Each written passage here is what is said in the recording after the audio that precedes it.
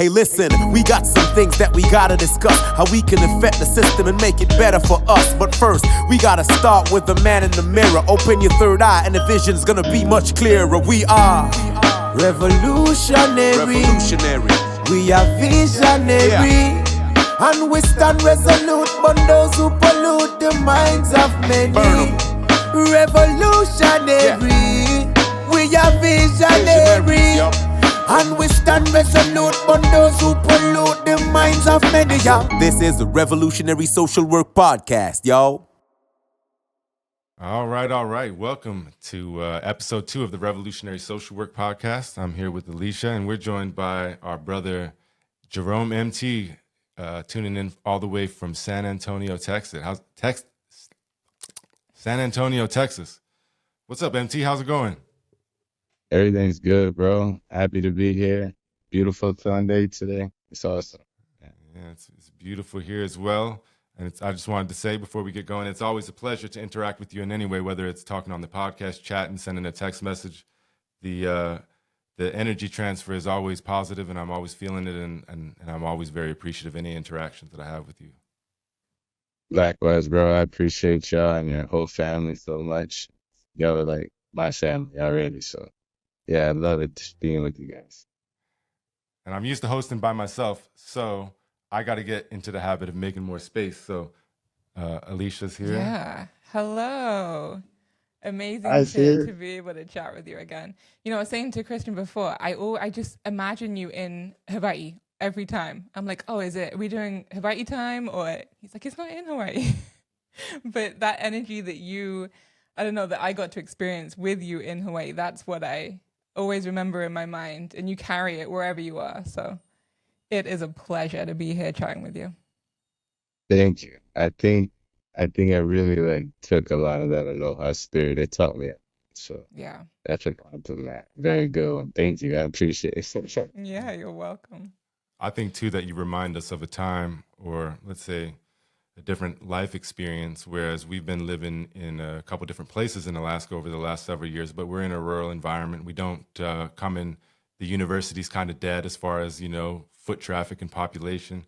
And so we really don't come into contact with folks the way that we did in Hawaii, You can go down to right where you were doing the dancing, anywhere in the end of Waikiki, over there, Kaimana, Kapiolani, and you can always interact with people. There's always people to talk to. There's always interesting people talking story themselves, doing positive things, exercising, spiritual work, yoga, whatever, surfing, swimming, playing with the kids. It's just a great atmosphere, to be able to interact with people, and it makes a good place to organize too. You know what I mean? Like you had, if you build it, they'll come, right? Yeah, definitely. Hawaii is it's very interesting, it's an island, and it's like everything it gets imported, including the people. So it kind of almost forces you to interact and engage because you only have each other, there's nothing else except the island.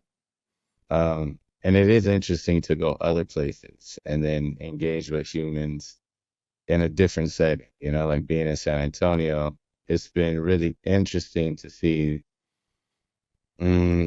such a different dynamic of human relationship, how they, the culture of it is so different. The way the white people engage is so different. So it is interesting. It's cool, to take that experience and have maybe the courage that a lot of other people don't necessarily carry, and reaching out and trying, to connect in different ways, in different spaces. So yeah, Hawaii, it's a good spot. It's a pretty good spot. Special. It's so special. Yeah. And I always say through our relationship, but I think just generally the people that we're still connected to and we have pretty deep connections with, the majority of those people are people we met in Hawaii. Really, right? Wow. It's yeah, and a lot of them have moved special. on. Not everybody's still there, but it's just, I think that and I also think that it was pre-pandemic, a lot of it, right? And people have changed somewhat, and so it's a little bit different to make connections. And I can't exactly put my finger on it 100%, but the world has definitely changed. Yeah. In what I would say is a negative way. I mean, we can be more connected, and it's absolutely fabulous that we can talk to you on video conferencing when you're so far away. But at the same time, some of us are forgetting to talk to our neighbors. You know what I'm saying, and mistrusting our neighbors and whatnot. And so we're losing that, place-based type of connections. And that's what I admired about Hawaii. And when we visited there, it was still going. But Hawaii is a much easier place to do it. Like you said, there's lots of people from different backgrounds, different places. But most people, why would you want to live in Hawaii and frequent those parts if you didn't want to live a positive life, right? And so you have a lot of people that are not just there, but they're there because they want to live a good life. So it's a choice. They're choosing intentionally to put out that energy and be around that energy. And so I think, that's a really good point. That's why we develop those really deep connections that are ongoing, because we're looking for that energy. And so when it aligns, it's special, and it lasts. So that's why we keep going back. Well, what do you notice about San Antonio in this regard? I think in Hawaii, it is just a place that can produce a positive atmosphere just because of the physical and natural environment, as far as, like the area we're talking about. Although it's densely populated right there over there in Waikiki, Diamond Head area, right? There's still a gigantuous park, Kapiolani Park. Then there's plenty of beach space. There's plenty of space to get out. So in a sense, although it's, densely populated, you can get out in space anytime that you want and enjoy outdoor time. Whereas Alaska here, for example, it's so big everywhere. Even when tourism season and there's a lot of people here, it's still, the roads aren't that busy or anything like that because there's so much space. But even though you have all that space, much of the year you would be confined into your house or your building because it's, 50 degrees below zero. There's only so many things and so much time that you can spend outside of that area. And so that would contribute to what I would call, not with everyone, but much more likely to have negative, how would I say it? Things that help you cope and feel better, that where in Hawaii, it might be just walking outside the house and talking to the other people that are out there, or going swimming or something down the road. Whereas here, you might be watching movies, and, if you're sitting watching movies a lot, that means you're sitting down and you're not moving, and you probably maybe eating, junk food with it and stuff like that. I'm not saying everybody does that. I'm just saying it's much more likely to happen here just because of the natural environment and the circumstances that it is. What have you noticed about San Antonio? What's different there? Yeah, within that context, I've just being back in the continent and being in an urban area, or like a city, you still have to deal with the division of people, like into certain sections of the city.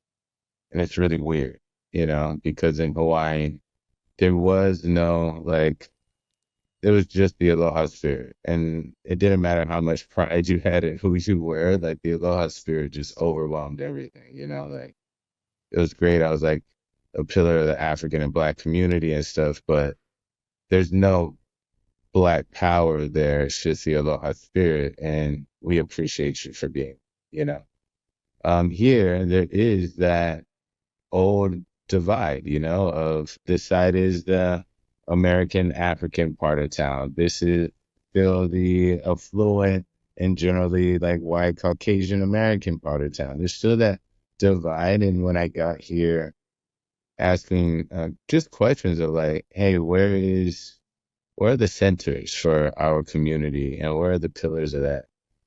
It was interesting to find so much history, but very few communal spaces for us to gather, right? Just as individual communities, or just as a community as a whole. But there is tons of nature, really a lot of nature all around. And so there's a lot of landmass that also puts some separation, right? There's just, ranges of hills or, big spots of land that separate sections of the city. And that's just kind of how things settled over time as well as a part of it. But you have that geographical separation that causes, or there seems to be an effect of less crossover less like leaking into other people's cultures or, having experiences outside of what's already considered within your box or within your frame. And so it is really interesting to talk. And I actually went to a Juneteenth brunch yesterday with my mother, and the conversation there was so different than when I officiated it in Hawaii, right? Like our tone and even the environment of people and of the conscious minds that were present was so focused on a different aspect of Juneteenth. And then being here in the South, it's like, oh yeah, we're still addressing it in this fashion, in this way, or with this and this mindset of like it's still the struggle, still getting the message late. But in Hawaii, because we don't have that context, it was more of a let's celebrate this all together and announce like this collective freedom that, is a part of the narrative, right? Because that's really what it represents at the end of the day is that all people within the United States knew, understood, and were empowered to be free within themselves and to start new lives. That's an American win, not just a Black, right? That's what freed all people. But in Hawaii, we had a more collective consciousness around compassion and the aloha spirit, so that our tone was that. But here, back in the South, there's still separation and gentrification and redlining and all of these things that we're still dealing with on top of just the political climate of continental America. And it's like, oh, wow, yeah, we're still having to deal with the same issue or problem in a struggle context and narrative because we haven't figured that part out yet. We haven't been able to move collectively out. So there is like that, there's still like the Latino American and Indigenous American fight. There's still the women's fight. I hear all the same narratives, but just, still in a struggle state instead of like, how do we do something with our freedom in that kind of consciousness? But again, Hawaii creates that environment, and like you said, also the abundance of like green nature, like just seeing that color all day, every day, having access to like fields and play and, that the whole culture is centered and gathered around people interacting and playing and recreation and rest. And so, that's the island life. That's the benefit. That's why we pay top dollar for it, But Exactly. that would be the difference, like there is still a lot of like, it seems, for lack of better terms, political and geographical separation between people based on the race and social class.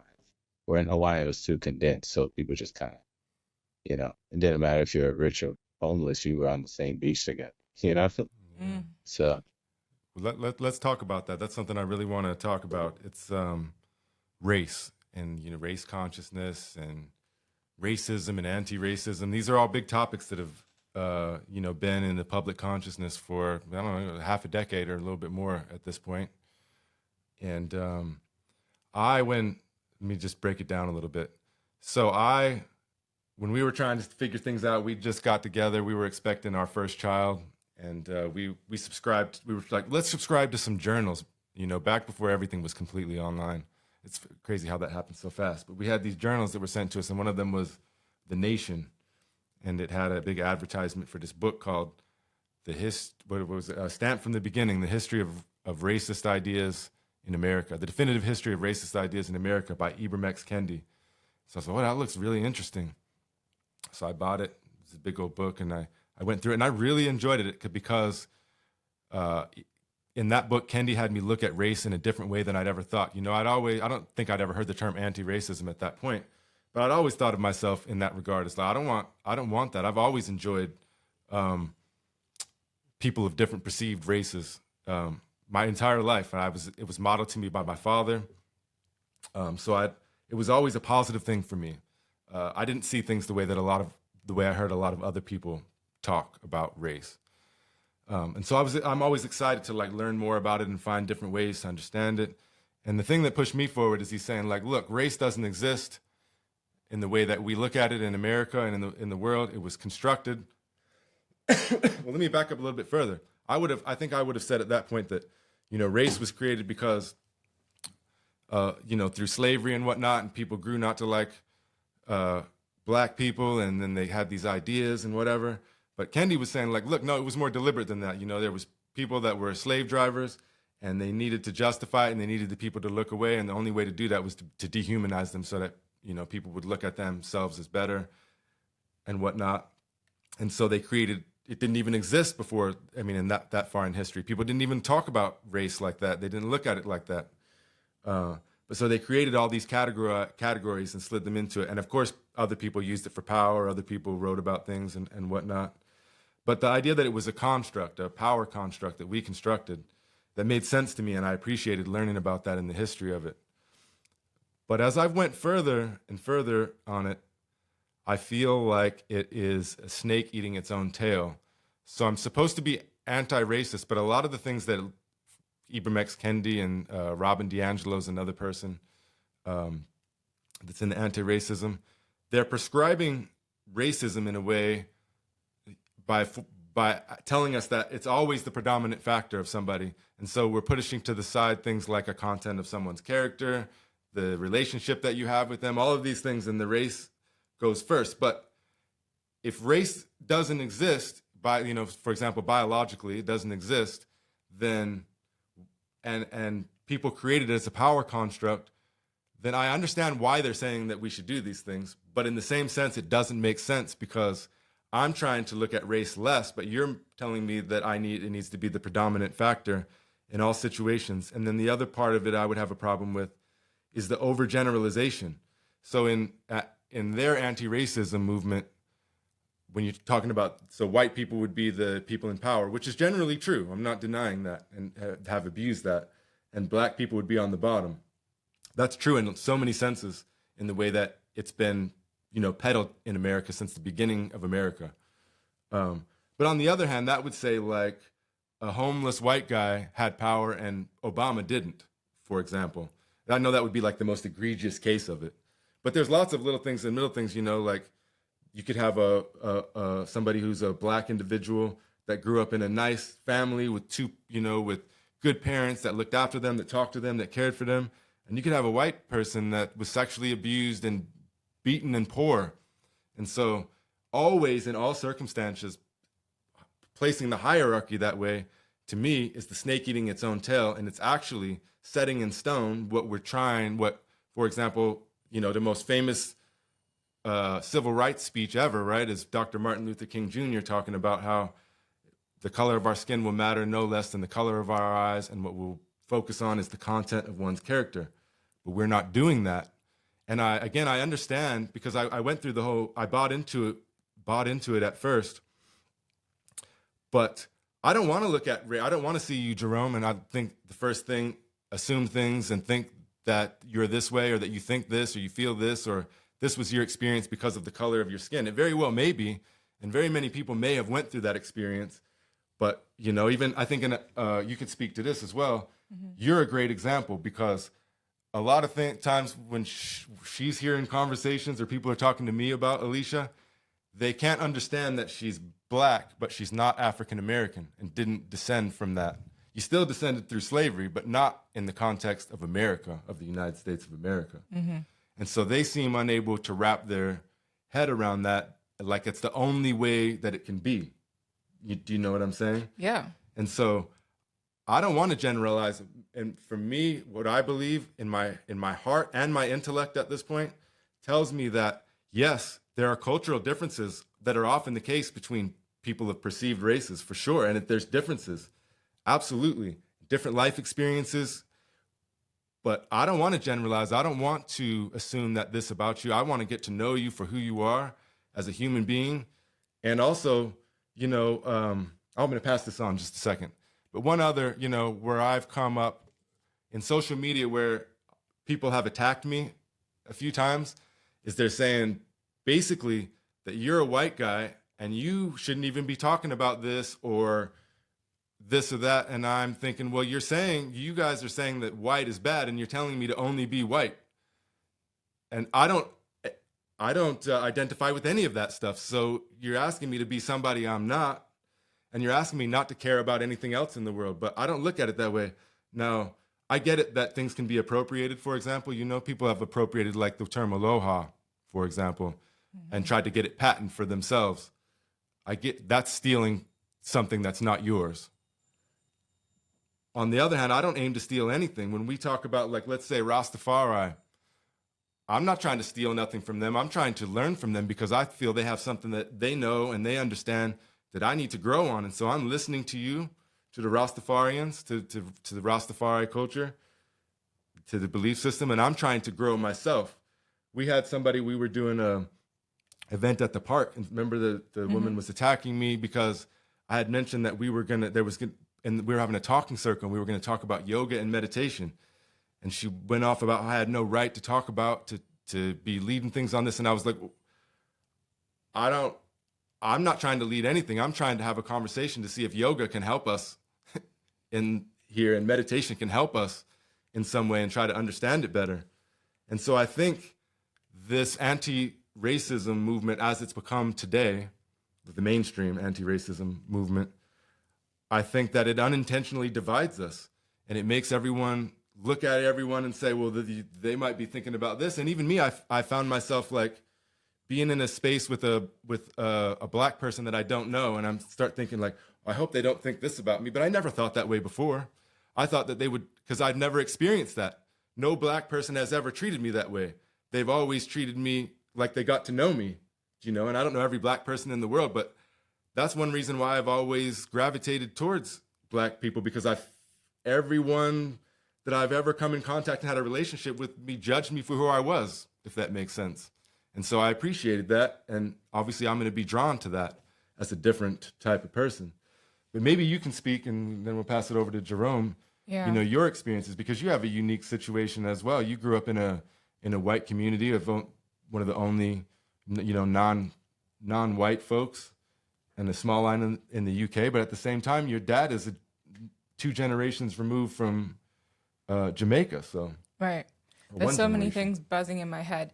The first thing I'm thinking is coming to America from the UK. It highlighted that race is such a social construct, because there's a lot of similarities, yes, between the UK and America, but there's a lot of differences as well. And so the way I was portrayed when I arrived in America was very different from my experience growing up, especially on the islands of the Isle of Man and Guernsey, Channel Islands, but also going to college in Essex, just outside of London. It's just different, and it's really hard for me to put my finger on it.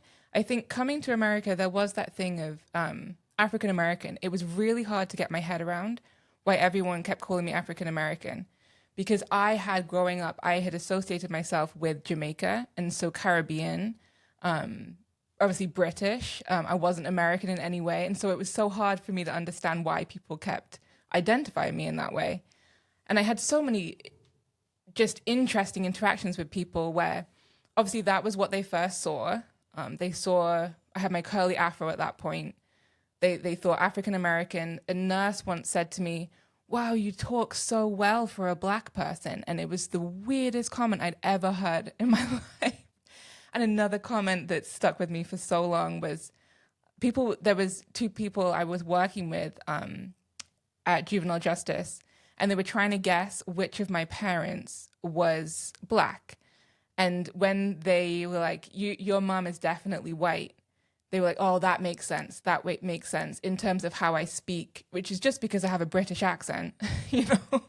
I don't speak, it's just very interesting how everything is constructed. And then our experiences are based on that construction that's come out of politics, the hierarchies that have been constructed, media, all of that. And so, yeah, just very interesting experiences. And then just backtracking a little bit and talking about the unity and, seeing people for who they are and humanity. I think that's why I've been so drawn to Rastafari, not just because of my roots in Jamaica, but because of that. When we listen to reggae music and we hear, it's not purely about Black power, and it's not solely about that. It's more so about unity, about love, about breaking down the divisive walls, about coming together and judging ourselves as one. And like Haile Selassie says that too, right? About judging ourselves, our skin color being as important as the color of our eyes. We don't say,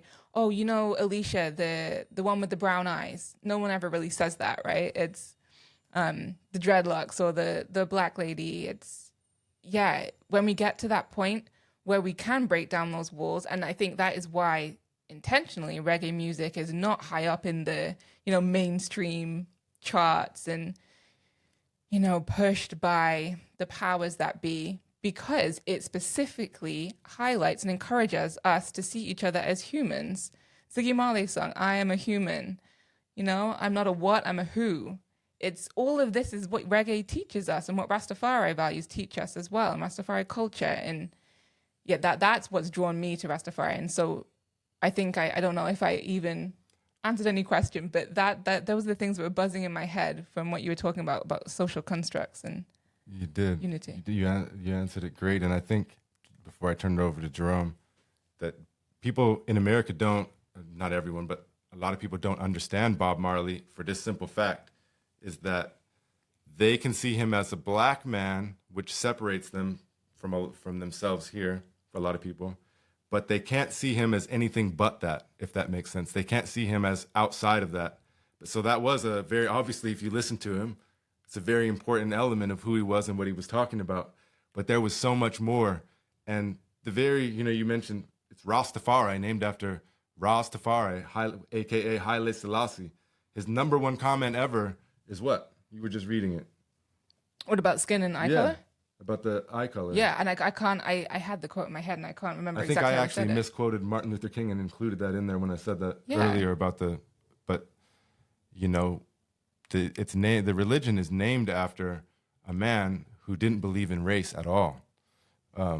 So you can go with that. You know, that doesn't make sense how a lot of people perceive it. And you remember that one time, I won't say any names, but somebody we were with was telling somebody that was white, like, Bob Marley's not for you. You don't understand that. Bob Marley's not for you. And I was like, The most false statement. yeah, you obviously don't In the world. You don't understand. He would, I mean, yeah, trust me, he wanted everybody to listen to his music, and he wanted Yes. to bring the unity of everybody. Hence why he traveled and spread the word, the music. But yeah, I'm so interested in your thoughts, MT.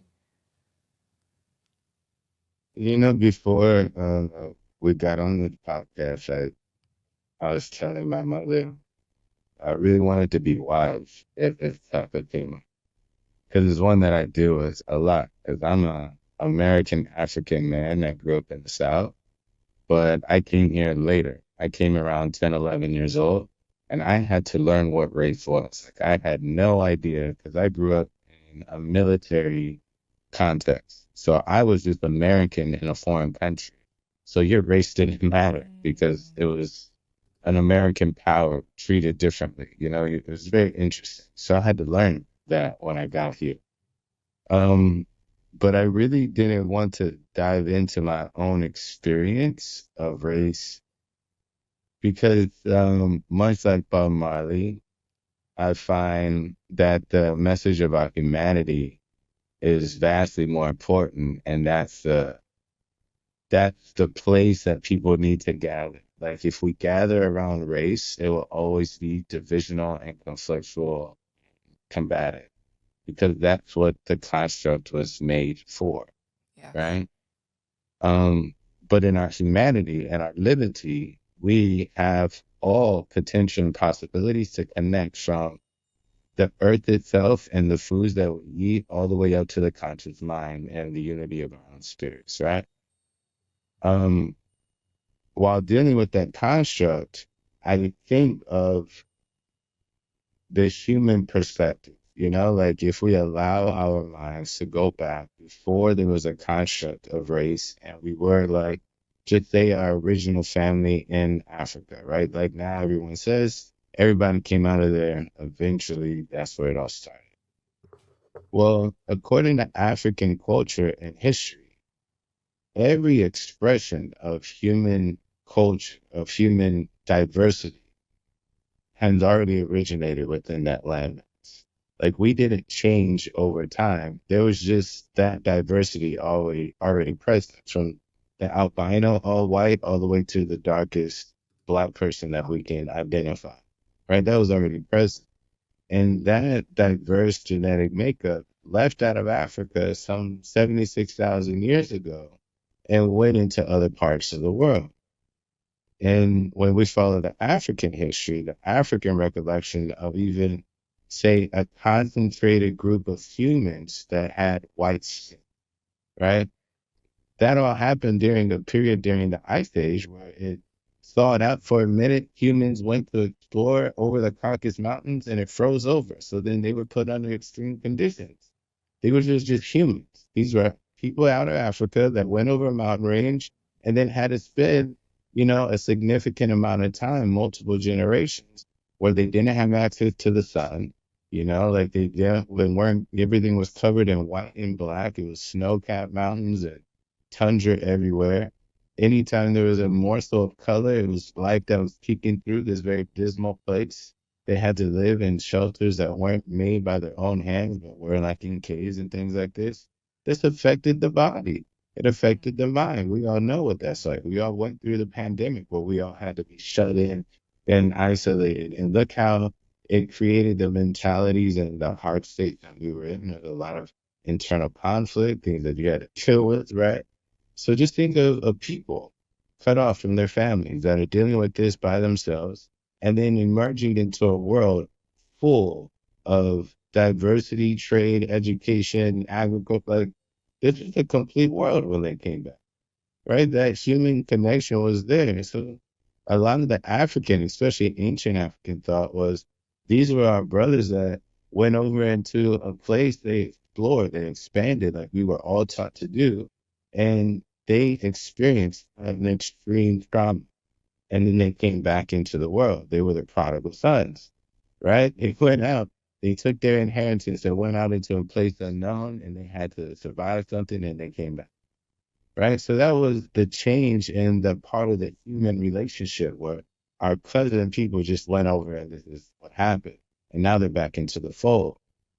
When we get into what we now have a modern race and the idea of race and the concept that we're dealing with, the reason why it's so potent is because we're dealing with it civilly.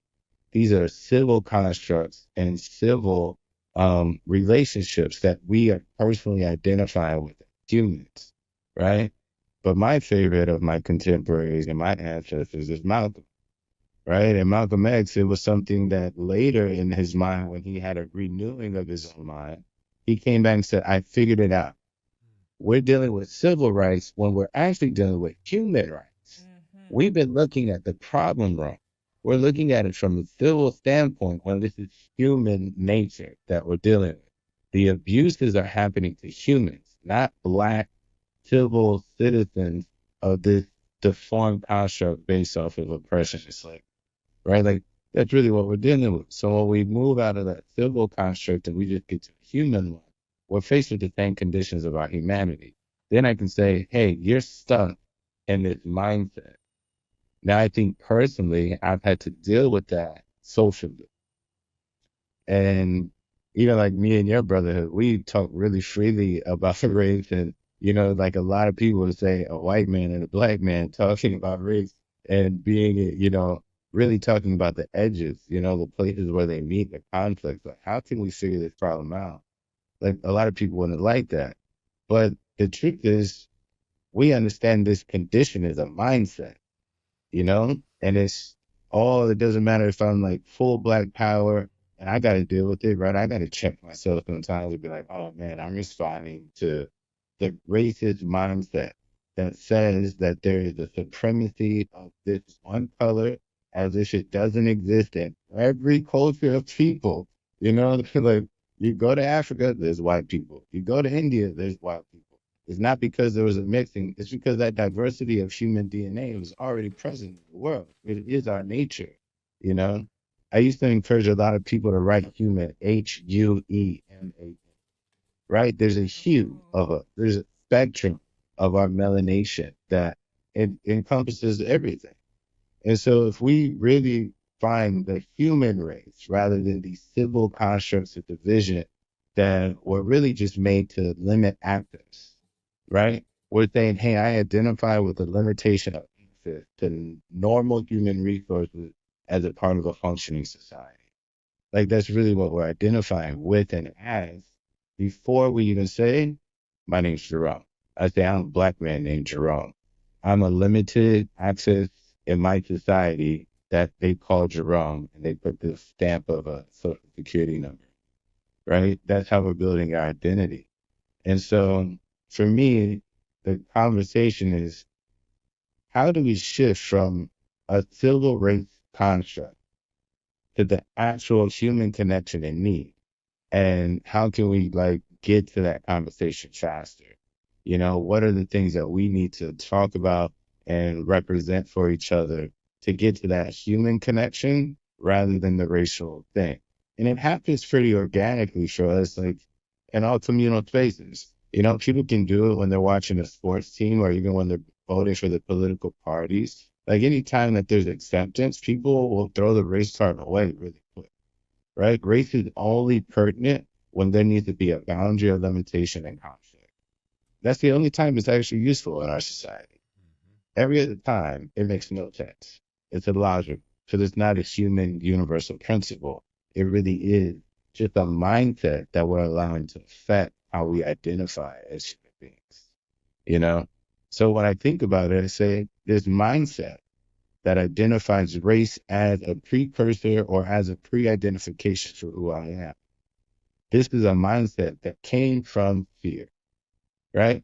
Because when we talk about that reintegration into, you know, the world, the diverse population of humanity from the Caucasus Mountains and having suffered from that trauma, the general consensus was they didn't want their seed to die.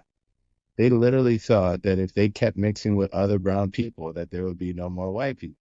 Like that was a fear that gave birth, you know, a seedling to one of the things that gave birth to this superiority or that there's division or that there's something else. There wasn't so much that mindset before 6,000 years ago. You know, like none of the writings, none of the scriptures talk about that really at all. They do talk about the 16 different types of people, of human beings, and all the different colors that they come in, the different colors of their eyes, the different colors of their hair, the different grades of their hair. We say that in ancient African history, like Ifa, that's 6,000 BCE. They were like, hey, there's this message of love and humanity that touched 15 different types of humans that are branched out of Africa, right? And so if we're even taught that there's a different root to it, that the root of all of that is fear, and that the root of it is that somebody in our family, our human family, went through a trauma, and we just all got to get, you know, over that they're a little rougher on the edges when it comes to the Thanksgiving dinner. Like we got to figure out how to heal our uncle, heal our brother, accept that mindset, you know, especially in modern times, it got switched and it told us to empower ourselves through the race card, right?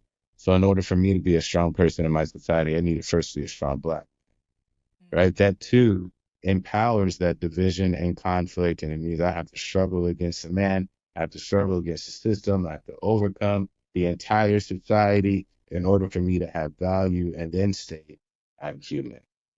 You know, I'm sovereign in my own humanity without your identifications of limitation, you know?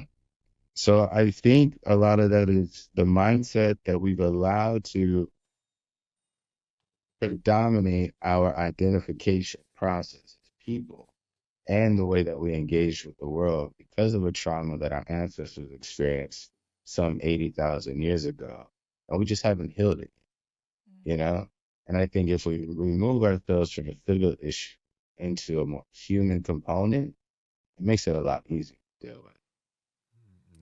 You know, that's the key word is human, you know, becoming more human being. And as we've talked about, that's the ultimate goal of revolutionary social work is to become more fully human yourself and to whatever context you're interacting with other individuals and communities, groups is to help, hopefully by making yourself more fully human, you're more able to help others realize that themselves. But, you know, you're talking about Malcolm X, and he's a great example because, you know, he went through so many transitions in his life. You know, for a while he admired white people and he wanted to date white women and whatnot. And then he went to prison and he became educated and he got involved in the Nation of Islam. And he was still a great leader, but he was racist. Essentially, he was racist. And then the book ends, the book has a great ending, and it's the best line of the book, in my opinion, where he's driving in his car and some white guy says, "Hey, will you shake hands with a white man?" And he said, "I'll shake hands with a human being. Are you one?" And I think that brings us back, when I'm talking about the content of one's character and looking at somebody on their a much better way to judge humans would not be based on the color of their skin, but based on how human they are and how human they behave and act and think and all of that. You also mentioned, I wanted to say about, you touched on Black Power for a minute, and that's a thing that a lot of white people are going to be, they're not going to understand, and they're going to be resistant against, and they're going to demean it somewhat, and we've seen that historically. But there's a reggae artist, his name's Terrace Riley, and I can't think of what the name of the song is right now, but he says, "Don't be offended when we yell Black Power. It carries us," what does he say? "It carries us through. We've been abused. Put yourself in my shoes." And I think if we would look at white people, perceived white people, would look at it more like that, as a, understanding that there's been a strong level of bad shit that's happened to people with dark-hued skin in the history of the world, and specifically in the United States of America, but in the world. And it'd be a good thing for us to be able to try to put ourselves, that's empathy, put yourself in their shoes, and how might you feel if you were in that situation. And I just finished a book called, I can't remember the exact, but at the end of it's Becoming More Human, Ending the Race Discourse or something, Becoming More Human Being or something like that. But it's by Asante and Dove. And they make one really great point in that book, or they make a lot of great points, but one really great point is that when you look at the level of anti-blackness that's happened for, as we've discussed a little bit, how it was constructed and how it's carried on, is this idea that's the biggest contradiction in the world. Science shows us that the first humans came from Africa, and that they were dark-hued, their skin, they had dark-colored skin, a lot of melanin, right? Well, so therefore, if we were to look at the racial hierarchy as it's perceived often in America, right? The rich white guy at the top and the black woman at the bottom. That's a pretty big contradiction, considering that would be the mother, your ultimate mother, the mother of all humanity, to have her at the bottom of your hierarchy when she's your mother, if that makes sense. And that really, I'd never looked at it that way, and I was really glad that they kept hammering home that point, what a contradiction that is. And if we were to look at it from the humanistic perspective that Jerome articulated so well just a minute ago, we definitely wouldn't be able to look at it that way. But I think I can speak, as a white person who grew up in a mostly white environment. I had plenty of opportunities to interact with non-white people, but for the most part, especially back in when I was a kid, most people in Utah were white, and by a much larger degree than today. And so oftentimes being around other white people, I would hear what other people had to say and think about things. And just a few of the things that, that are in my kind of consciousness that I remember hearing as a kid when there was a new show that came on TV, Hanging with Mr. Cooper, I think is what it was called, about a black guy. And I heard like 4 or 5 different people express when other people were talking about that show, there's too many black shows on television.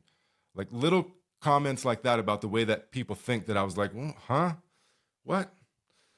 And then pushing it further, when I'm a young adult and whatnot, and maybe a teenager, would be this sentiment of talking about black females and saying, I don't mean no disrespect, and I don't have no problem, but I could never go there. It's just not the way that I was raised, or it's just not what I believe, and meaning it dead serious.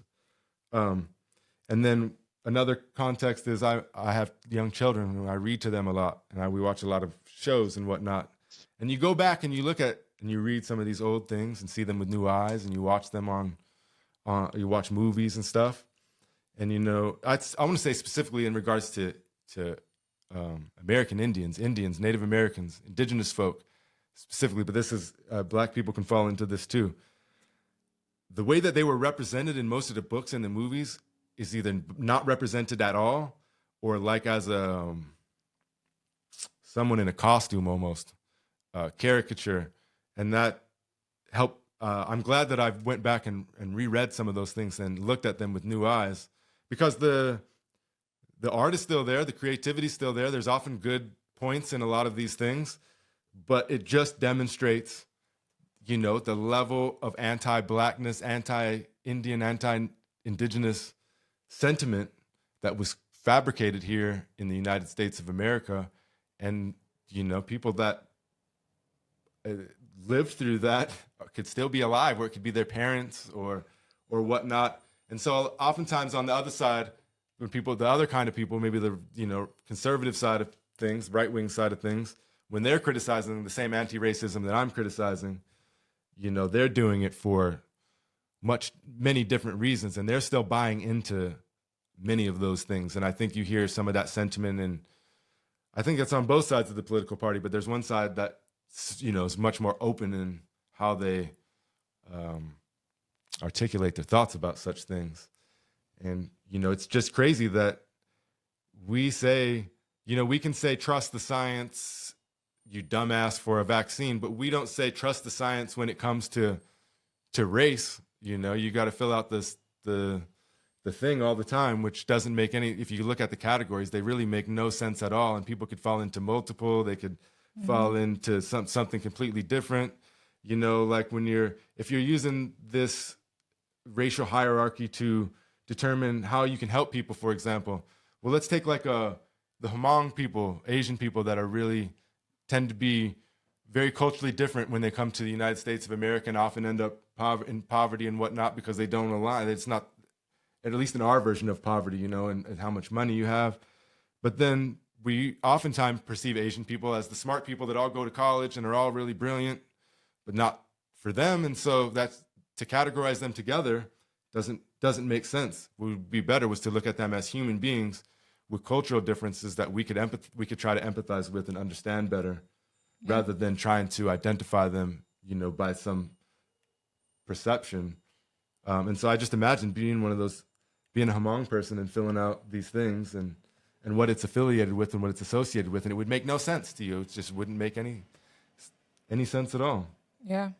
And just everything you're saying speaks to why we have to interact with the younger generations now in helping them become more fully human by giving them a human story, rather than this. It's intentionally been created that way, right? The media, the Disney films that we grew up on, the books we read, the things you're taught in school, it all shaped a specific narrative, a very intentional narrative that just reinforced the construct.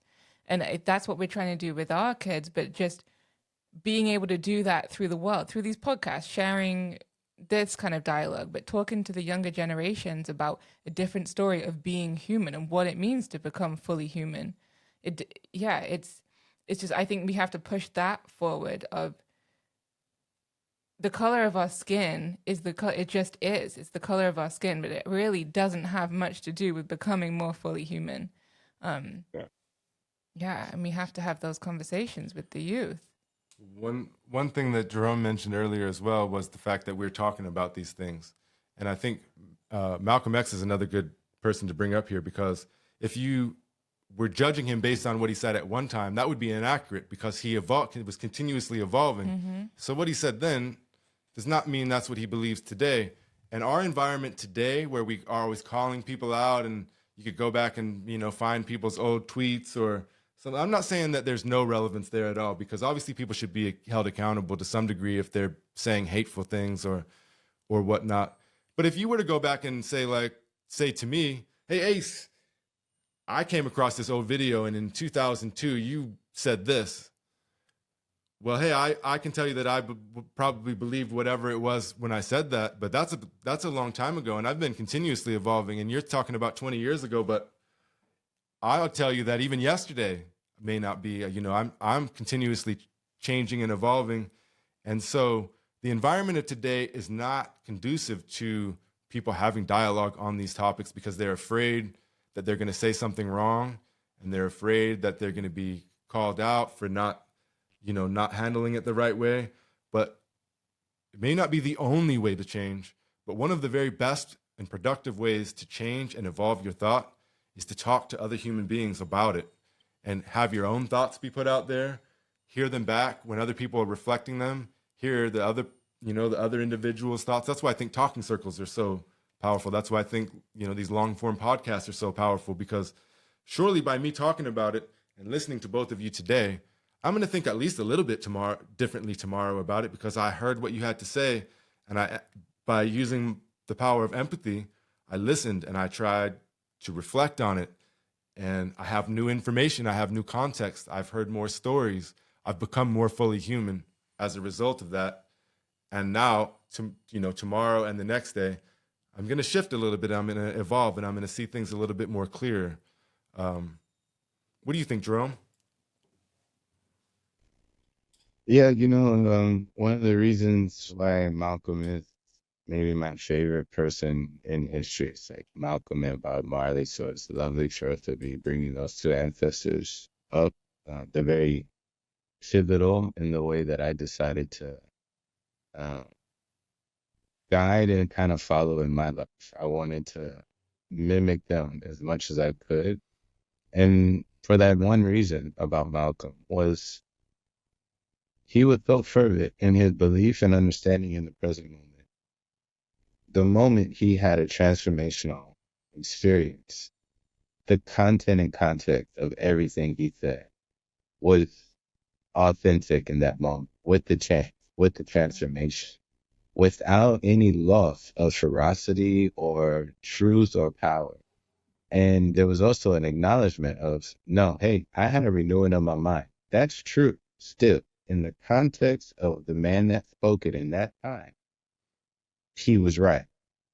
But now this man, with this mind, in this context, I speak this new truth. And so that's something for me, as a human being and as a man, I value that experience. I saw that as an honesty and an authenticity greater than everything else that I've seen. To me, that would be the power of manhood, of masculinity. Um, and so, it's really radical authenticity, like to learn and just be like, nope, I learned new. This is the truth now, bro, and there's no backing down. So I appreciate and give honor and praise for his existence, and him leaving that legacy. Um, but something that you brought up, Sid, is again, right? We really need to be human instead of race-based, and we have a race-based problem that we're dealing with society, especially within the Western society. But it's linked into almost all of our culture because it's been integrated through global colonization. That's just, that's the history we've been left with. We've been left with his story of racial divide and conquering, but that's not the human story. That's like 2 pages in the full book of humanity. You know what I mean? Right. And so as you read the old stuff before that, and then you actually start reading the stuff that happened since then, we have way more context of human connection. And what we know is in order for us to be human, to engage the world consciously as our base nature, we have to have a unification, a harmony, body, mind, and spirit, body, mind, and energy, or body, mind, consciousness. That is the fundamental state for all humanity, right? Because this race construct is a construct that provides suffering in our world. Bar none. It's one of the most sufferable ideas that we have in the world. And Buddha taught us very quickly, if you want to get rid of the suffering, you need to find unity and harmony with it. That's the liberation from this idea and this construct, controlling and limiting your conscious mind, your righteous, body, your righteous emotion, right? And we learn that righteous is to be in right standing, right? To be present, and act in a way that's going to be creative for you, the environment, and those around you. Really simple. It's the golden rule. Do unto others as you want done unto you. That's human. It's a fundamental human rule, right? The problem is we've accepted the trauma of limitation. And before we want to be harmonious, we want to deal with all of the limitations that bind us. When it doesn't work that you let go of the binds. Like people think that the chains of race are shackled onto you, around you, like the way they think old slavery was. But the real chains of race, especially now, we're holding on to them and we're refusing to look or grab onto anything else that might identify us better or give us access to the harmony and peace and power that we know is our birthright as a human. And then if I do have that, then I can step back into my cultural lens and be an empowered Black in my society, however that needs to. But I'll be sovereign first in my humanity. I'll be empowered in harmony with myself. Then any access of identity that I take on, I can be an empowered, fully human person, being that or acting in that or acting as that for my greater family of humanity or of my community or of my society. I think that's what we think is wrong. Is like we're trying to fix the trauma instead of tapping back into our present holistic selves first. And then seeing it like, oh, when I'm whole, I can see and engage the world totally different. But if we're still, again, like our last conversation, trying to play inside the box that we think can only do one thing, which is put into it, and we're never able, again, to renew our childlike mind and think of the box as a plane, as a Ford, as a bus, as, a closet, as a gate into a new world. If we're not allowed that type of human intelligence with identifying ourselves, if we don't have that harmony and peace and creativity, we'll always be stuck in the box of race and deal with conflict and separation. So I think it's that unity of spirit, soul, and body, of your mind, of your thinking, of your physicality, and being able to not only feel the harmony with it, but activate it in your social construct. In the first place for me is in your own family, right? Like you said, I didn't have this construct in my mind because my father and mom's different, and so people are trying to fix the outside family without first addressing their human one first within themselves, the family of their spirit, soul, and body, and then their partners, their children, then their elders, then their, same generation. That's the way it works, and It's a that's a ripple. human universal principle. Exactly, right? You drop that consciousness, you drop that holistic principle, that humanity in you first, and then it ripples out, right? That's just the law of nature. And I think that's what we're missing, or we're missing the remembrance of the natural laws of being human, having a body, having this immense heart-mind combination, and having an intelligent spirit. I think when we tap into that, much like Kant with his philosophy, being human makes it logical to be more. That was his whole premise, right? It's not lost even in our Western ideas. It's like, no, being human makes you logical and more because it makes no sense to hurt someone else or hurt nature in a way that it can't recover and reform and rejuvenate. Like, it makes no sense, you know?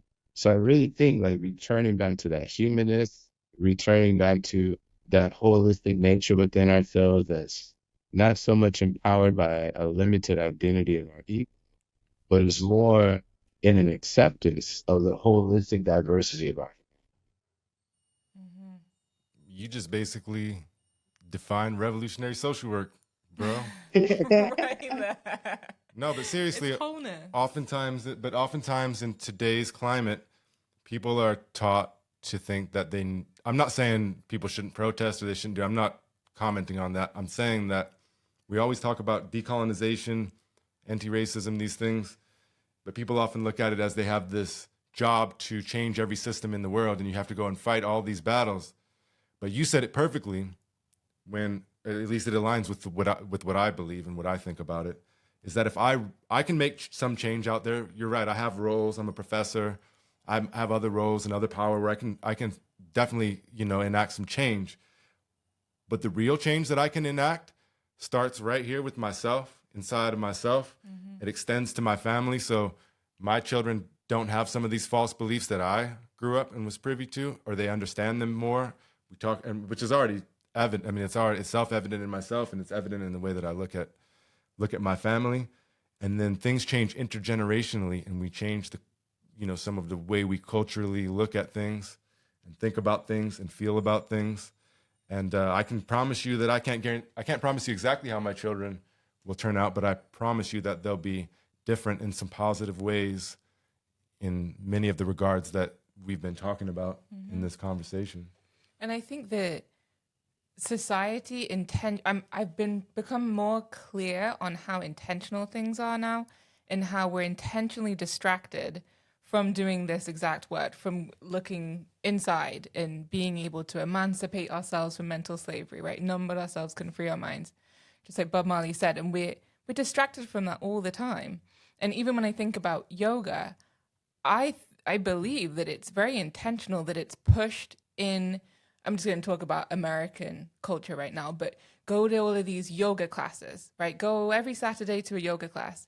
But that is just one tiny limb of the 8 limbs of yoga, and doesn't get you anywhere close to samadhi, that emancipation of self. It doesn't.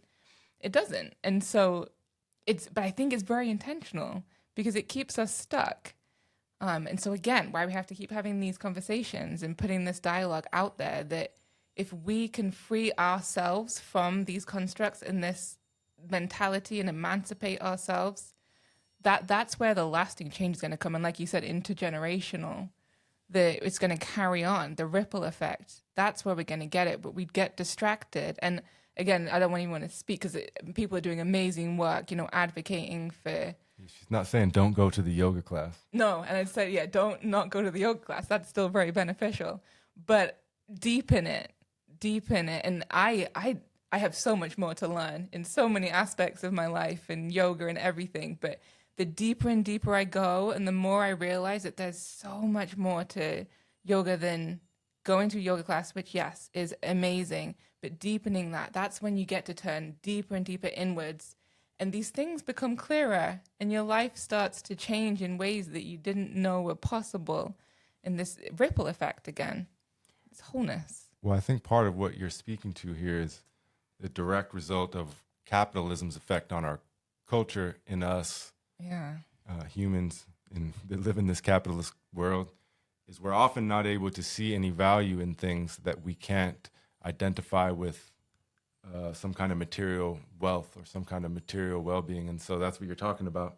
Oftentimes yoga is reduced to a class because, one, somebody can profit off of it. And I'm not dissing on people that, you're still bringing something and you got to make a living too. I'm not saying that. But the problem is not that somebody makes a profit or there's a transfer there. The problem is oftentimes that's the only way that we're able to look at it.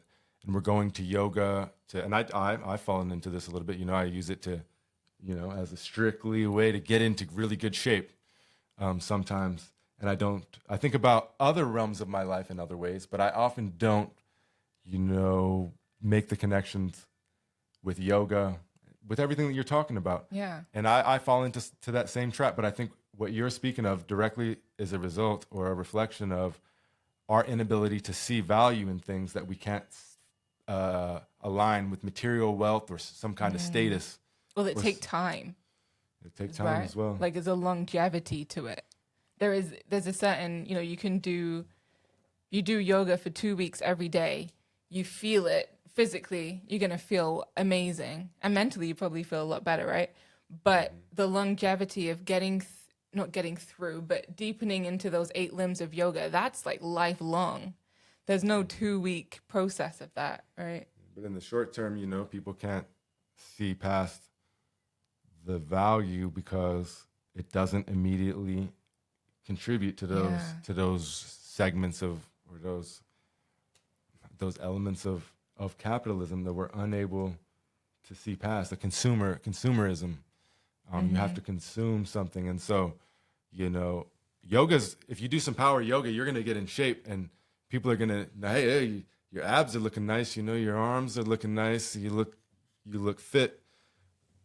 But when you go, if you were to go inward, for example, and deeper, I think that's going to reflect in many aspects of your life, but maybe not always in the ways that we want it to or think that we need it to in this capitalist culture, right? Like, you might be able to go make a video and post it to Instagram, but not nearly as much if you posted yourself working out and they could see your physical body, and we're attracted to it, if that makes sense. And so you're not able to use it in that way immediately. Obviously, it would pay dividends long term. I mean, in the short term too, but in that context, it doesn't necessarily pay dividends like people feel like they need it to. And I don't know how you get past that, because we're only one small pebble in that large. But we're part pond, of that ripple. You know? Part of it, yeah. But I think ripple. overall, there's so much going on. Is that, you know, the revolution will have to take place in each individual, like Jerome was saying, but in each individual and each family and whatnot. And I don't know how that, I still don't understand or know how that happens on a bigger scale. And I think I could see a bigger scale over, if you're talking about several generations, yeah, small changes can be turned into big ones. But I don't know how you get the masses to listen to anything but what's the mainstream status quo. I don't know that yet. You know, that's one of the things that I'm amazed at personally, like having, especially the last like 15 years of my life, really been focused on ancient and traditional ways, indigenous ways, right? And when I look at these, what we now know is like these cultures of enlightenment or self-help or human engineering, inner engineering, as you know, some gurus call it. These are cultures, you know, these are full-blood cultures that have been built around. Like even my practice of Odisha, it comes from a technology that gave birth to an entire culture of the way that humans engage with themselves. You know, so when we're talking about the Eightfold Path of Yoga, from our Western mind of compartmentalization of appreciation and participation, but zero relationship, right? That's the way our system works. You're only allowed those two doors, appreciation and participation, but not relationship, right? That's not allowed. That's an inner circle that you're just cut off generally in the Western world. So that's what you get. In an ancient way, you know, when I'm doing yoga, that's the full life system of the day and the week and the month and the year. And it was organized differently. It allowed the environment and the interactions within my society to cultivate a particular frequency. It's a technology, right? So a lot of us think that the asana is the technology. That's just flipping one switch, you know, to the whole mechanism. And so a lot of us are, you know, like if we're using the matrix, we're downloading all of these principles and skill set without a singular processor that's able to bring them in to like a functioning system. So where all the different programs can now function and work together as a whole and do the job that you want it. We get too many things that have friction in the way that they join. So now I'm doing an Indian yoga, a Wim Hof breath work, an African dance class. You know, we're doing all these different things, but the attunement of the technology, they're not on the same frequency. They have certain environments and certain mechanisms that accompany those technologies that bring about the human state of awareness that then again puts us in a state where we are far above or transform limits, you know. even that compartmentalization. Like the meditations that we all are practicing and doing aren't there to empty your mind. This is real engineering of how your mind works, how the brain, the thinking brain, and the emotional heart brain function and find coherence together. That's all it is. There's a technology, but we have cultural influences of music, of dance, of all of these other human expressions that if you sit with the same group of people for 12, 20,000 years, it's going to develop a full life cycle and experience that we call culture, right? The thing is, especially coming back to that race construct, we were built on a fractured, mixed thing. Like we took the diversity of humanity and then compartmentalized it all and said, this compartment of humanity has this value and process and procedure and product. This one produces this product with this process and procedure, and that's their value. And that's the way that we've been trying to deal with our own human relationship, right? So some of us, even in our own personal lives, we are appreciating ourselves. We're participating in things that make ourselves better, but we've again neglected the personal relationship, right? I say all the time, there's power in the practice, wisdom in the work, the internal development, the internal transformation, that connection of harmony, where you take, if I am doing yoga from India, Wim Hof breath work, meditation from a Buddhist monk out of China, an African dance class, I need to also bring all those things to universal harmony within myself so that they can function.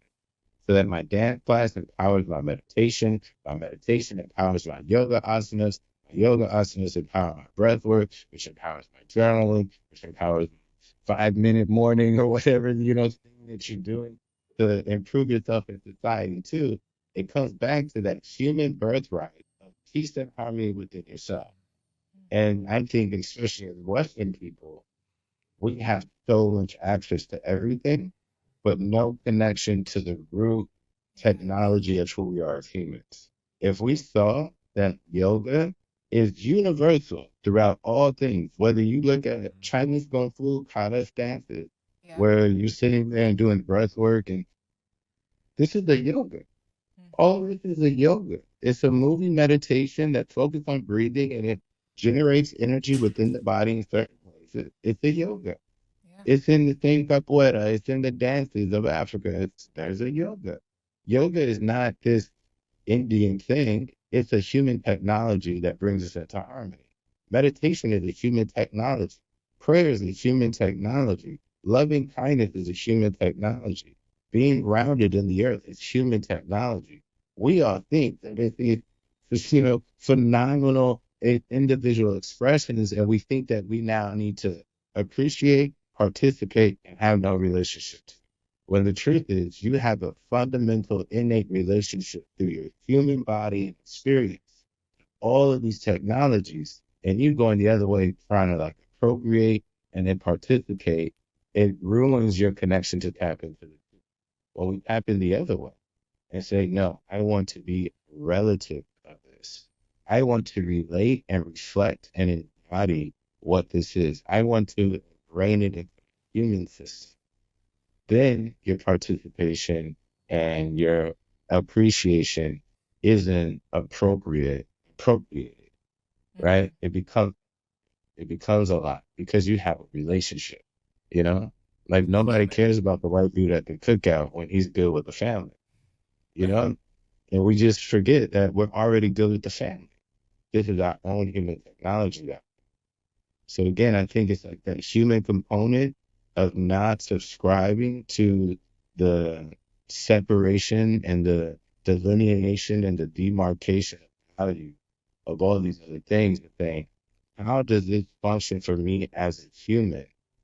And then if I actually find value in it, it's worth my investment to build relationships before I try to participate and try to appropriate or even appreciate, like let me build real relationship. And that takes, like you said, getting to know their story. And their story isn't written on one page. entire book. So you're going to have to spend a year, which is the old way, right? Just to get in the door, you're going to have to spend a year being quiet, watching, and observing. Because that's the listening in human technology. It's not this, it's this.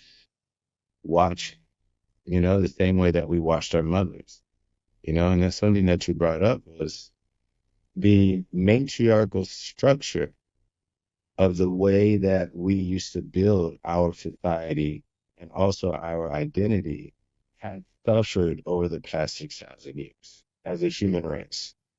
And so we have this hierarchical, is that the word?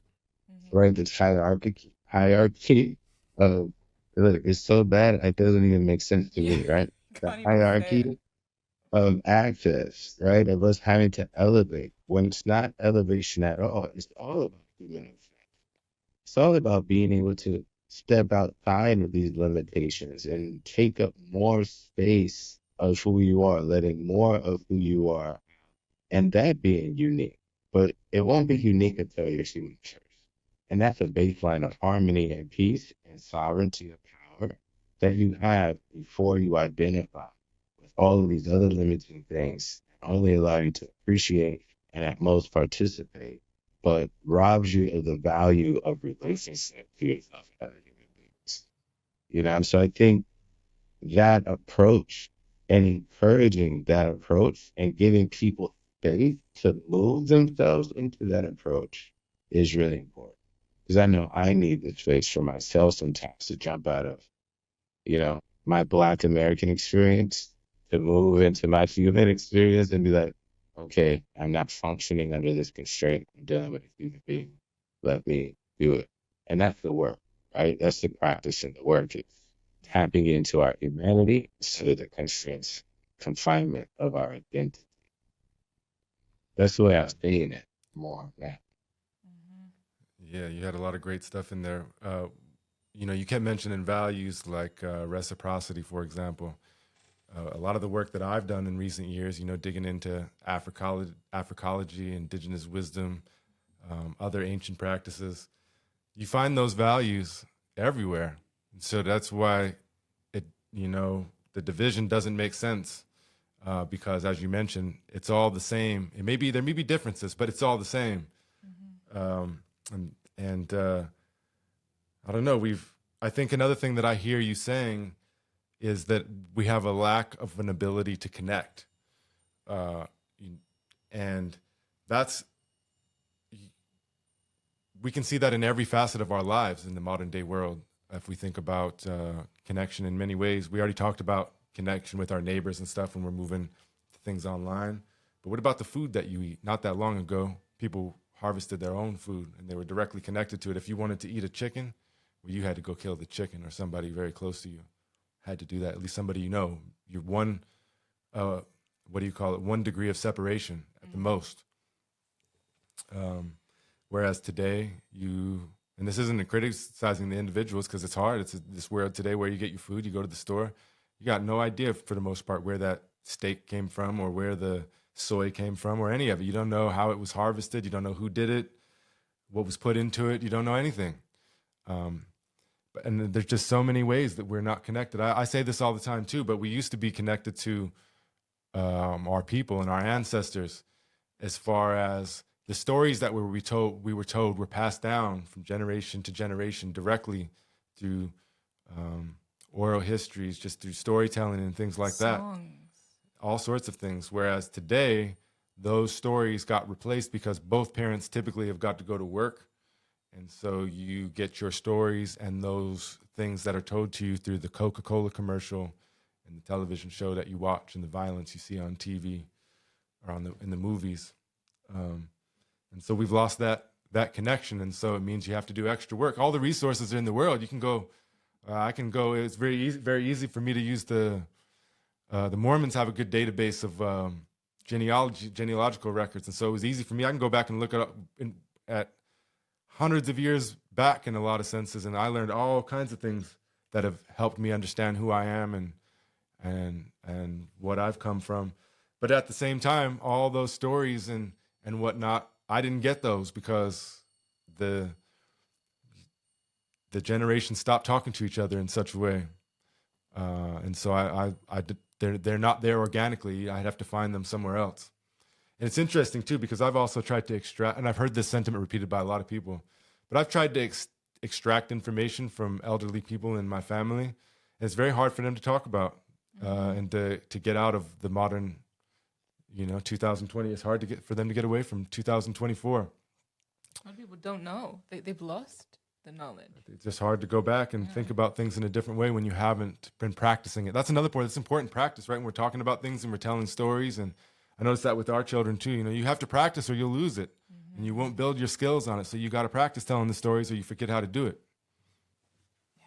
Even my kids ask me to tell them. They love it. They want to know all sorts of stories about before they remember themselves, about our childhoods, about how we met.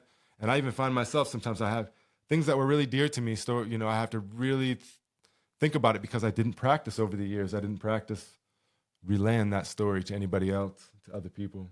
And they love hearing about that birth story. They ask about that a lot. Tell me about when Aaliyah was born. And I think that's awesome that they want to talk about that. They want to be connected. Yeah. Yeah, and tell me about my ancestors. And yeah, they have that desire, but it's only because we've put that out there.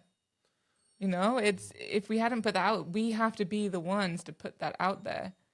Well, Jerome said it earlier. Grandmother Rita Blumenstein said it. We talk about the hole. You got to HOLE. You got to fill it up, and we all have it to some degree. If we keep it. We keep, like for our children, we fill it up with stories and we fill it up with other things. But if you don't pay attention to it, it gets bigger, and you fill it up with things that may not be good for you. Like we talked about it earlier, negative television, becoming stagnant, and you not. I'm missing the word, but not moving like you Evolving. Need to. Yeah, not moving in every way. Revolution, right? Not moving outside, not moving your body, not moving your mind, not moving your intellect, not moving your heart. And the connection. And I think there's something that is like recurring, in our conversation, especially around this race and identity, piece, is that there's a narrative, like we're really talking about the narratives that we're accepting and proliferating, that we're spreading, that we're disseminating, that we're repeating within ourselves, And I think I'm really excited about this time, because there are new stories and new narratives and more diversity of those narratives, so that people can more easily attach themselves to a new story. I think that's like a big push when we are talking about the civil liberations that we're finding, is the narratives, the new narratives are vital. They're important. And our ancestors taught us this, like y'all just said, like that's why they save particular stories, because they're like, no matter what constraints you're in, there are particular stories that have always remained true. And so if you find yourself in alignment with these stories, here's the stuff. Here's the wisdom that we've been able to pass down. And I find that very true too, that the absence, right? Like being an American African, our story is completely broken and fractured and spread all over. That's just what it came from. And so a lot of us, and I've identified it within my own experience, but also with other brothers and sisters, there tends to be a real difficulty in finding a narrative that empowers you or that's reflective. So even while I'm saying, hey, here's the human thing that we need to connect to, I also find the social and personal responsibility to define and embody a particular narrative of health, of human health, and of a family, and of that operating unit within society, so that other people can see that it's available to them, right? And I think that's what we pray to in the people that we elevate in our ancestors. These are people that were able to have enough integrity of a particular character trait, or that's valuable, that was able to withstand these major limitations and thrive and create something beneficial. you know, and that becomes the story of the good character guy, you know. Also, here's some bad stories, some times that we fell, sometimes that we kept slipping up in, and that's what would, you know, add them into your chronicle. Was like, oh, hey, uh, seems like all the guys are tripping up on this one stone in our family, you know. They get tripped up over here. So don't do that. Keeping those stories were also warnings and instructions for the future, for the present, that they would leave. But I think so many of us have been disconnected from a consistency of that frequency. So that makes it harder to find the song on the radio. You know, if your 97.9 doesn't tune in, you know, too well, it's a little bit worn out, you don't have a strong enough connection, it's hard to hear a clear song to guide you. And as humans, no matter how much personal empowerment we have, the environment of our families and community, it influences us almost as much, if not more, than our own personal willpower decisions. You know, it is a part of human existence that we are relative to everything and everything. We are relationship mechanisms, you know? And so I think really establishing a clear narrative for oneself and their families helps build that consistent frequency that allows, you know, diversity of experience, but a consistency of values, virtues. And I think, especially like in the West, that's something that we find is breaking down. The consistency and integrity of our virtues has kind of been broken down into the pain and, you know, limitations of our experiences because we don't have a consistent story that here's a healthy functioning human, here's a healthy functioning family. And instead we have, these are all the reasons why, you know, we got plenty of those. And so, yeah, I think what you guys were talking about earlier, and maybe what we've been talking a lot about in the conversation, what's a good baseline narrative of just human health that we can all kind of grab a hold of, or being a holistic human, or being human and identifying that way, or however we need to. How do we find that base? How do we find a narrative for me personally that allows me to act in a way that is holistic, creative, harmonious, at peace with myself, with the divine, with others, with nature, or whatever we find fit? You know, I think a lot of the world is trying to discover the narratives that empower them as human beings so that they can overcome the limitations of race, economic, socioeconomic status, culture, you know, all of these other limitations, gender, sexual, all these crazy things that we've just added to limit ourselves. I think a lot of us are looking for the appropriate narratives for ourselves individually to put that in place to really be the medicine of the trauma that we've all experienced.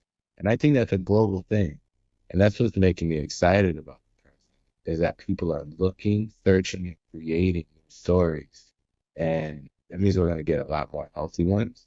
We're going to get a lot more narratives that empower that.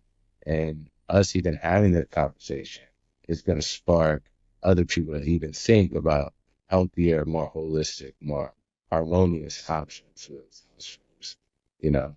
So I think that narrative thing, it's another technology that we need to take ownership of. This, you know, we get to choose the narratives no matter what our conditions are. We get to choose them.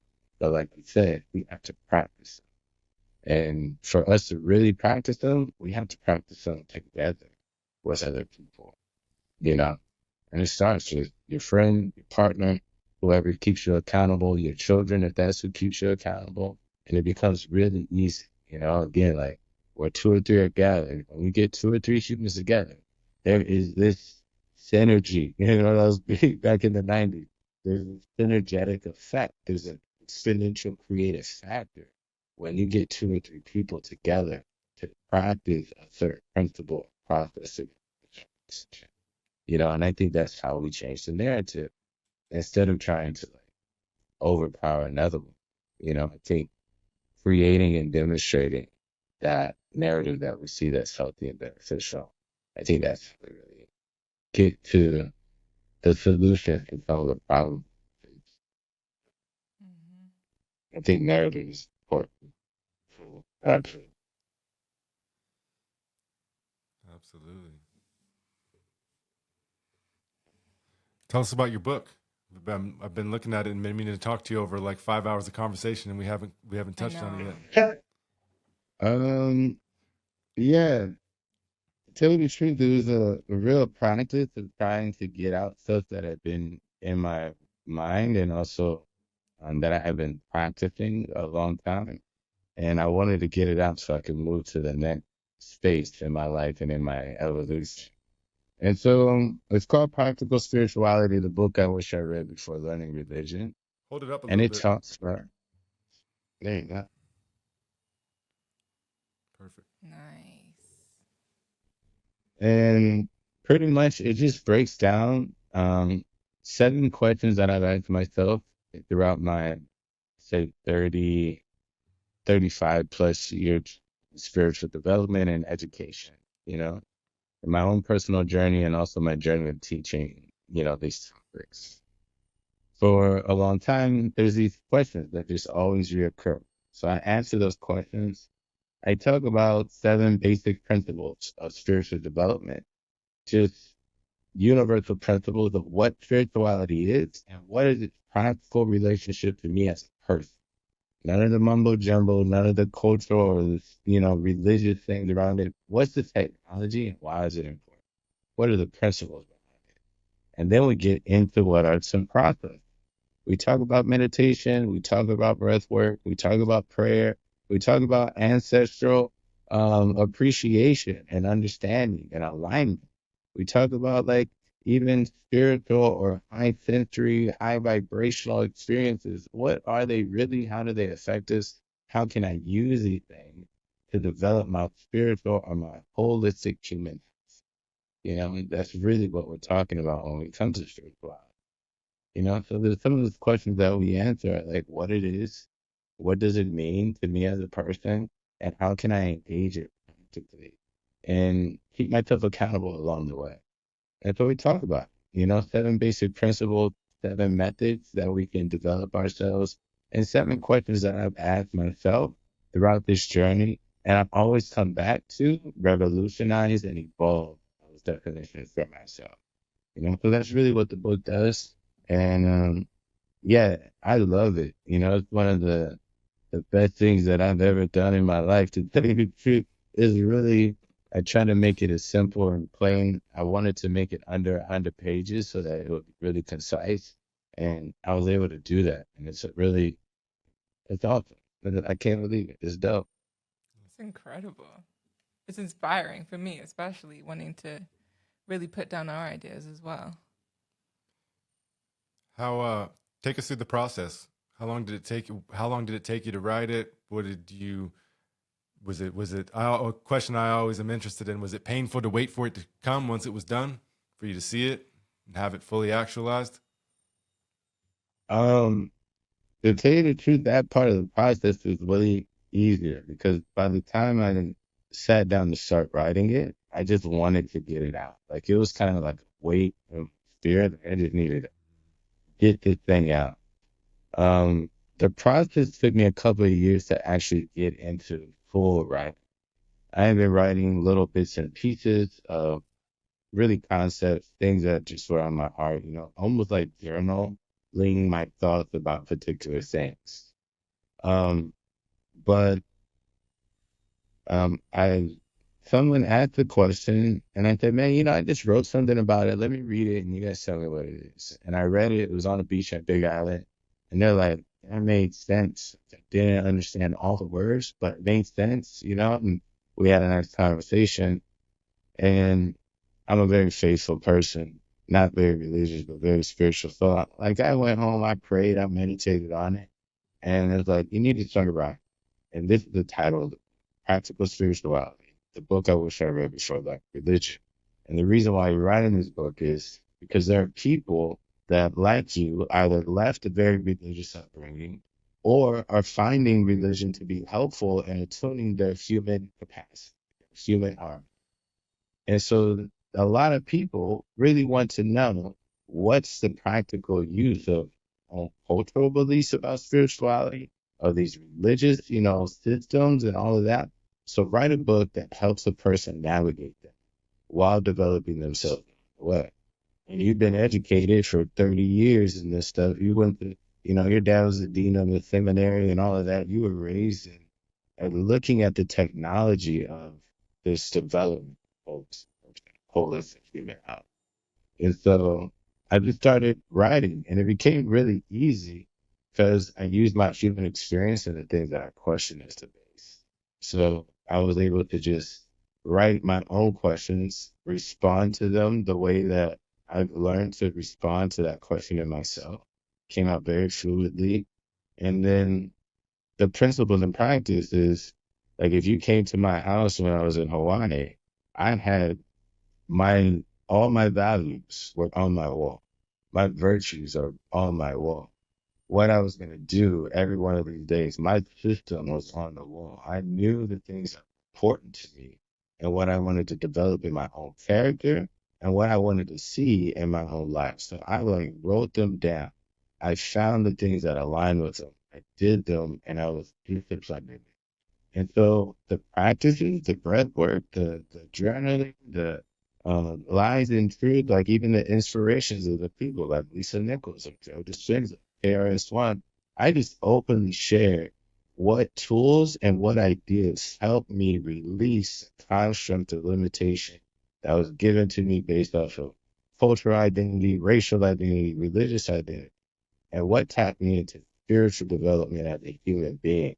And maybe a better person, maybe a happier, more peaceful, more engaging person that would have loving relationships with myself and others.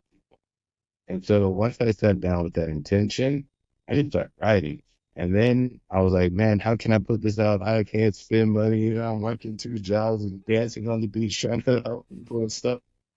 And we have the amazing technology, right? So I just Amazon KDP'd and I did my research, I did the things and I put it out and it was really easy. And I realized like, hey, I can do a lot of it on my own. But I heard someone say, get something to 80% and let the world take care of the rest. And I was like, okay, I did my 80%. That 20% would have been figuring out how to get a book deal and do all of that. And I said, no, my goal is to get it out to as many people as possible. Not for me to have really ownership of something that I'm giving. Because to me, it was a gift to myself to write. It was an acknowledgement within what God was doing within me. But it was also a gift to other people. So far, everyone that's read it that I come in contact with, they're like, yo, this one part really helped me engage this different.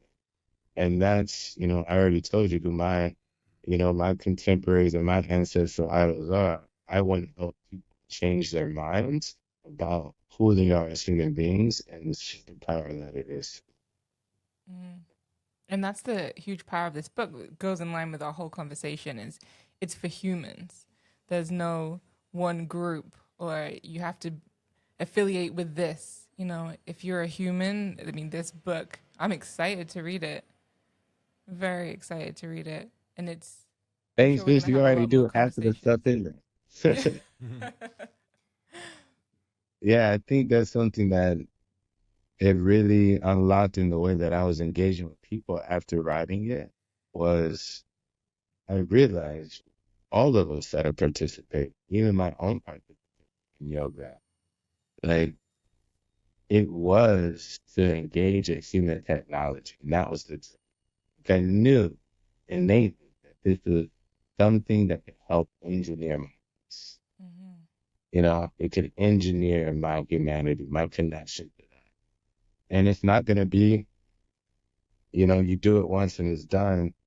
It's a transformation thing, but the practice and the wisdom to transform within you and express something different now it's known. That takes so much time. Yeah. And again, relationships, getting to know the story, having that story build myself and be repeated in our moments. So being able to do that shift my focus as well. Instead of trying to meet you at a cultural place, racial place where you might be open every time I'm running to the human holistic text. And before I do that, like they said, as a part of this podcast and definition, I have to revolutionize myself before even stepping into that space, And then I can do it. And that's really what it does. That's all the things that we done now. Breath work, meditation, journaling, any of those things, being able to get your thoughts out, finding your values. That's something in the book that I think is unique, is that there is a process, a subjective process. How do you define your virtues? How can I tell? Are the lies and the truths? How can I clear up my narratives in life? How can I see what's actually true for me and decide whether or not I want to continue there? And it's a great power to know that I can put myself out there and see myself clearly without anybody else judging it except for me. The first part of this really easy, you know. So it's all things that I think we all know. I just think it puts it in a nice context and empower people to use it. Practice. Like, I'm gonna practically use yoga. I'm gonna practically use my breath work. I'm even gonna practically use my heritage that encourages me to love my family and to know my human story a little bit more. I'm gonna use that practically to develop myself. So that's kind of the direction. And I can't wait for you to read it too. I want notes. I want you to send me questions. Hey, like, oh, Katie 45. When did Yes. you read it? I want to know. Well, it's been something that's been hanging on my consciousness. And so tell everyone where they can buy it. And I'm going to go buy it right now, too. And we'll put the link in It's the... real easy. You can type in Jerome MT on Amazon and it'll pop up.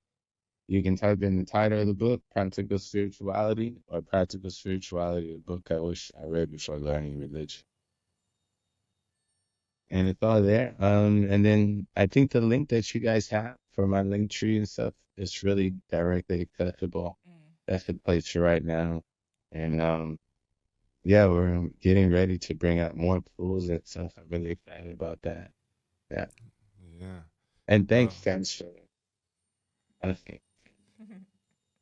Tell us in about a minute or less, why should people check out your book?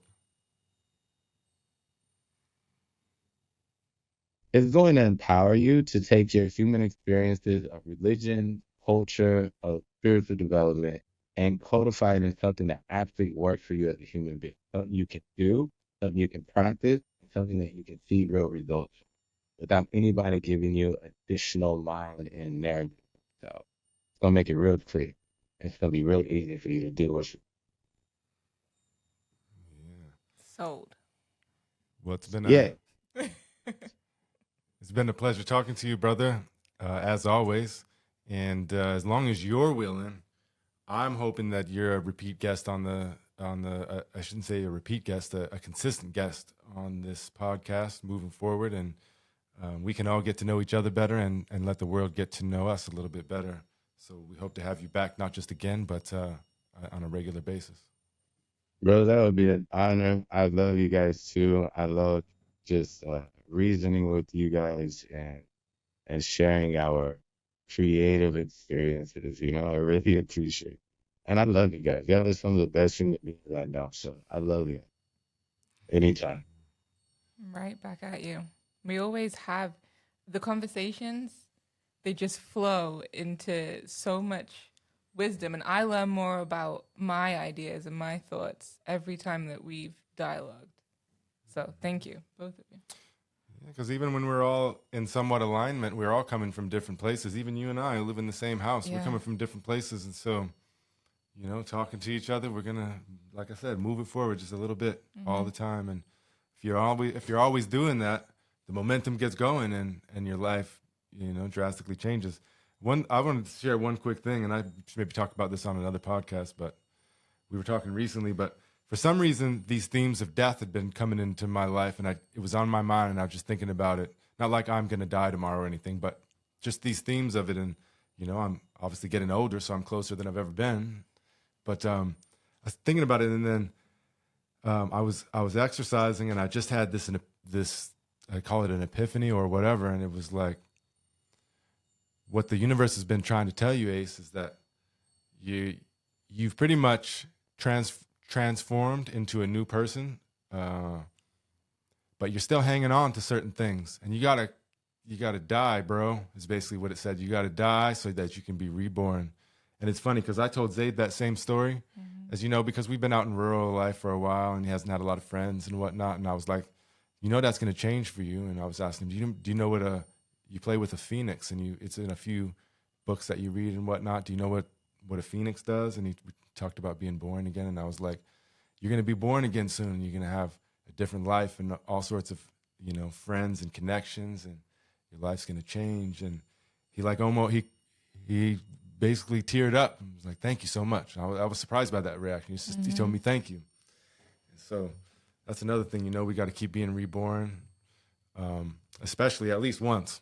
But, and people look at that differently, but that's where I'm at right now. I'm trying to cut off some last remnants of a life that doesn't really reflect my reality today, and moving forward. So I'm glad I got to share that story. It's been on my mind. I meant to share it earlier, but just feel honored to be able to share that here. And we'll continue. I appreciate that. I think like our last conversation, I alluded to that too. You know, like there's a new life, a new presence, a new manifestation of the man that we become. That's, you know, again, he speaks so well about like the warrior experience and the narrative of masculinity.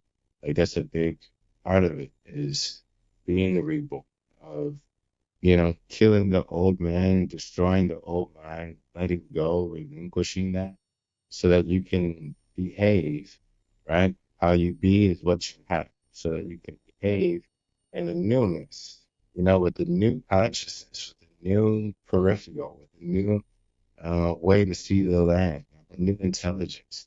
And it brings new stories. It brings a different perspective. And it's nothing like the same mind that made it through.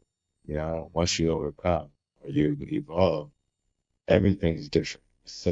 It's not rose-colored glasses. It's brand new eyes, you know? It's like, and so I just applaud you, bro. I'm so happy for you. Like, you know, all praise to the Phoenix rising, bro. Like, the Most High let it rise, bro. I'm so happy for you. And I'm with you, brotherhood, in that same endeavor. Yeah, well, I would say that MT probably just gave us a preview for the next episode that he appears on. Yeah. Sounds like we got some great things to talk about and to think about. And I think that's the beauty of continuing these conversations. We've said a lot of things that we want to talk about, but we've recorded, like I said, for I think over 4 hours or so in the last couple of weeks, and we only touched on a few elements. And even the elements that we touched, although we went deep, there's so many different paths we can go down and to get deeper and enhance our understanding. And hopefully we can get some live podcasts later too, so that we can have some audience participation and whatnot, because I think there'd be a lot of good questions and whatnot. But we got our kids waiting on us. We've been good parents in that we have young children that are able to take care of themselves for a period of time when we need their help in that regard. But at the same time, we got to go give them some attention before too long passes. So again, thanks, Jerome. It's always a pleasure. And we'll speak soon, and we'll see you on the podcast again. Yes, sir. Love you guys. Have a beautiful day. Give my love to the kids. Can't wait to see you guys. It's going to be so dope. I can't wait. All right. Peace, brother. Peace, bro. Bye. Bye. You've been listening to the Revolutionary Social Work Podcast, and we just want to say thank you for your continued support. You can catch us on YouTube, Apple Music, and Spotify. Remember to like and subscribe, and don't forget to share our content with the world. But most of all, never forget to keep being revolutionary. Peace.